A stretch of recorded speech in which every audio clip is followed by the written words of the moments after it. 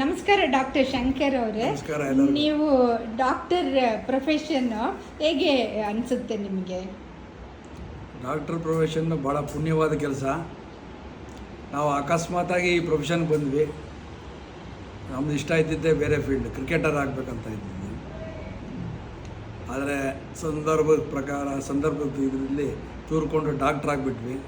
ಡಾಕ್ಟ್ರಾಗಿ ಹಾಗೇ ನಾನು ಸರ್ವಿಸ್ ಕಡೆ ಜಾಸ್ತಿ ಒಲವಾಗಿ ವಿಲೇಜ್ ಸೈಡು, PHC ಸೈಡು ಮತ್ತು 4-5 ಇಲಾಖೆಗಳಲ್ಲಿ ಕೆಲಸ ಮಾಡಿದ್ದೀನಿ ನಾನು. ಸುಮಾರು ಇಲಾಖೆಗಳು, ಸುಮಾರು ಅಧಿಕಾರಿಗಳ ಜೊತೆ ಕೆಲಸ ಮಾಡಿ ಸುಮಾರು ಜನಗಳಿಗೆ ಆದಷ್ಟು ನಮ್ಮಲ್ಲಾಗೋಂಥ ಸೇವೆಗಳನ್ನು ಮಾಡಿಕೊಟ್ಟಿದ್ದೀವಿ. ಹಾಗೆ ಜೊತೆಗೆ ನನ್ನ ಪ್ರೈವೇಟ್ ಪ್ರಾಕ್ಟೀಸನ್ನು ಮಾಡಿಕೊಂಡು ಈ ಒಂದು ಹಂತದಲ್ಲಿ ದೇವರು ನಮ್ಗೆ ಇಟ್ಟಿದ್ದಾನೆ. ಎಲ್ಲನೂ ಚೆನ್ನಾಗಿಟ್ಟಿದ್ದಾನೆ. ಆದರೆ ಏನಂದರೆ ಈ ಡೆಸ್ಟಿನಿ ಅಂತ ಇರುತ್ತಲ್ಲ, ನಾವು ಅಂದ್ಕೊಂಡಂಗೆ ಯಾವುದೂ ಆಗೋದಿಲ್ಲ. ಆಮೇಲೆ ಟೈಮಲ್ಲಿ ಏರುಪೇರು ಇರುತ್ತೆ.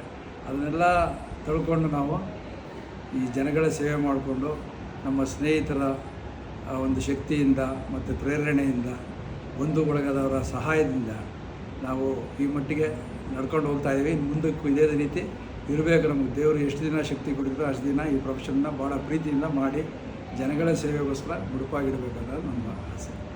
ನೀವು ಹೇಗೆ doctor government job, private job ಮತ್ತು ಅದು ಇಲ್ಲದೆ ಇಷ್ಟೊಂದು ಸೋಷಿಯಲ್ ಸರ್ವಿಸ್ ಮಾಡೋದಕ್ಕೆ ನಿಮಗೆ ಟೈಮ್ ಸಿಗುತ್ತೆ?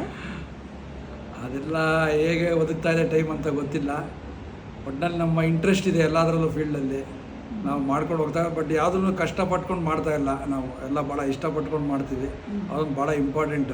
ಯಾವುದೇ ಒಂದು ವೃತ್ತಿ ಇಷ್ಟಪಟ್ಟು ಮಾಡಿದ್ರೆ ಯಾವುದೂ ಕಷ್ಟ ಆಗಲ್ಲ, ಎಲ್ಲ ಸಲೀಸಾಗತ್ತೆ, ಎಲ್ಲನೂ ಯಶಸ್ವಿ ಆಗತ್ತೆ. ನೀವು ಈ ಕಾಲದ ಮಕ್ಕಳು ಡಾಕ್ಟ್ರಿಗೆ ಏನು ಅಡ್ವೈಸ್ ಕೊಡ್ತೀರಾ? ಡಾಕ್ಟ್ರ್ ಆಗಬೇಕು ಅನ್ನೋದು ಮೊದಲನೇದು.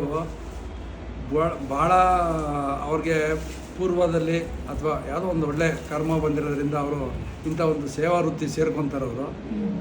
ಈ ಸೇವಾ ವೃತ್ತಿನ ಸದುಪಯೋಗ ಪಡಿಸ್ಕೋಬೇಕು. ದುರುದ್ದೇಶದಿಂದ, ದುಡ್ಡಿನ ವ್ಯಾಮೋಹದಿಂದ ಅಥವಾ ಬೇರೆ ಥರದ ಪ್ರೇರಣೆಗಳಿಂದ ಈ ರೋಗಿಗಳ ಅವರ ಆರೋಗ್ಯದ ದೃಷ್ಟಿಗೆ ತೊಂದರೆ ಆಗದಂಗೆ ಅವ್ರಿಗೆ ಸೇವೆ ಮಾಡಿಕೊಂಡು ಹೋಗೋದು ಪ್ರಥಮ ಕರ್ತವ್ಯವಾಗಿ ಇರಬೇಕು ಈಗಿನ ಉದ್ಯೋನ್ಮುಖ ಡಾಕ್ಟರ್ಗಳಲ್ಲಿ. ಅದರ ನಂತರ ಅವ್ರಿಗೆಲ್ಲವನ್ನು ದೇವರು ಕೊಡ್ತಾನೆ, ಅದಾಗದೇ ಬರುತ್ತೆ. ಆದ್ದರಿಂದ ಮೊದಲು ಪ್ರಾಥಮಿಕವಾಗಿ ಅವರು ಈ ಸೇವಾ ಮನೋಭಾವದಲ್ಲಿ ಮತ್ತು ಪೇಷಂಟ್ಸ್ನ ಭಾಳ ಹತ್ತಿರದಲ್ಲಿ, ನೀವು ನೋಡಿದಿರಲ್ಲ ನಮ್ಮ ಪೇಷಂಟ್ಸ್ನ, ಇವೆಲ್ಲ ನೋಡಿದಿರ, ಕ್ಯಾಂಪಲ್ಲಿ ನೋಡಿರೋ ಮಕ್ಕಳು ನೋಡಿದಿರ, ಪೇಷಂಟ್ ಅವರೆಲ್ಲ ಹೇಗೆ ಬಂದು ಕೂತ್ಕೋತಾರೆ. ಆ ಥರ ಅವ್ರಿಗೆ ಅವರಲ್ಲೇ ಒಂದಾಗಿ ನಾವು ಸೇವೆ ಮಾಡ್ತಾ ಹೋಗಬೇಕು. ಅದು ಪ್ರೈಮರಿ ಅವ್ರ ತಲೆಯಲ್ಲಿ ಇಟ್ಕೋಬೇಕು, ಬೇರೆ ಏನೂ ಇಟ್ಕೋಬಾರ್ದು. ಆಮೇಲೆ ಎರಡನೇದಾಗಿ ಹೆಚ್ಚಿಗೆ ಇನ್ವೆಸ್ಟಿಗೇಷನ್ಸು, ಹೆಚ್ಚಿಗೆ ಟ್ರೀಟ್ಮೆಂಟ್ ಮಾಡೋದು, ಸಣ್ಣದಲ್ಲಿ ಉಗ್ರಲ್ಲಿ ಹೋಗೋದನ್ನು ಕೊಡ್ಲಿ ತೊಗೊಂಡು ಮಾಡೋದು, ಅದೆಲ್ಲ ಇದೆ ಈಗಿನ ಕಾರ್ಪೊರೇಟ್ ಕಲ್ಚರು ಮತ್ತು ಈಗಿನ ಸ್ಟಡೀಸಲ್ಲಿ. ನಾವೇನಂದರೆ ಈಗಲೂ ಕೂಡ ಸುಮಾರು ICU ಪೇಷಂಟ್ಸ್ನ ನಾವು ವಾರ್ಡಲ್ಲಿ ಟ್ರೀಟ್ಮೆಂಟ್ ಮಾಡ್ತೀವಿ.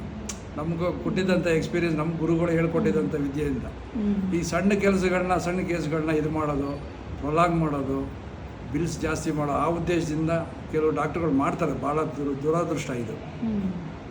ಇವತ್ತಿನ ಪರಿಸ್ಥಿತಿಯಲ್ಲಿ ಸುಮಾರು ಜನ ಕಂಡು ಬಂದಿದೆ, ಗಲಾಟೆಗಳಾಗಿದೆ, ಪತ್ರಿಕೆಗಳು ಬರುತ್ತೆ, ಮಾಧ್ಯಮದಲ್ಲಿ ಬರುತ್ತೆ. ಇವೆಲ್ಲ ಕೆಲವು ಒಂದು 5% ಅಥವಾ ಅದಕ್ಕಿಂತ ಕಡಿಮೆ ಪರ್ಸೆಂಟ್ ವೈದ್ಯರಿಂದ ಈ ಥರ ಆಗ್ತಾಯಿದೆ. ಅದಕ್ಕೂ ಸಹ ಅವರೇ ಕಾರಣ ಅಂತ ಹೇಳೋಕ್ಕಾಗಲ್ಲ ನಾನು. ಅವ್ರಿಗೂ ಪರಿಸ್ಥಿತಿ, ಅವರ ಓನರ್ಸು, ಅವರ ಕಾರ್ಪೊರೇಟ್ ಬಾಸ್ಗಳಿಂದ ಈ ಥರ ಮಾಡ್ತಾ ಇರ್ಬೋದು ಅಂದ್ಕೊತೀವಿ. ಇದನ್ನೆಲ್ಲ ಆದಷ್ಟು ನಾವು ಕಡಿಮೆ ಮಾಡಿ ಅಥವಾ ಬಿಟ್ಟು ಮೇಯ್ನಾಗೆ ಪೇಷಂಟ್ ದೇಹದಿಂದ ನಾವು ದುಡಿಯೋದನ್ನು ಕಲ್ತ್ಕೋಬೇಕು ಅಂತ ಹೇಳ್ತೀವಿ. Thank you very much. Thank you.